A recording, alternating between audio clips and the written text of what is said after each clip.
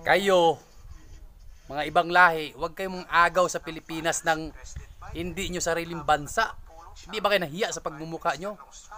Kaming mga Pilipino ay wala kaming sapat na kakayahan para makipaglaban sa inyo kasi wala kaming sapat na kagamitan. Maglaban kayo, kayo lang dyan. Huwag na kayo pumunta sa Pilipinas kasi kaming mga Pilipino ay hindi kami nangagaw ng sariling bansa. Kaming mga Pilipino ay friendly kami at lover kami. Hindi kami kagaya sa inyo, mga matakaw kayo. Hindi sarili inyong bansa, inaagaw nyo.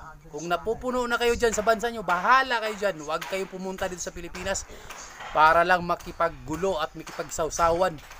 Anak ng tukwa naman, pati bansa namin mga Pilipino, inaagaw nyo. Manahimik kayo sa lugar nyo, huwag kayong mga agaw dito kasi kami dito tahimik kaming mga Pilipino. Ay no, naririnig ko dito.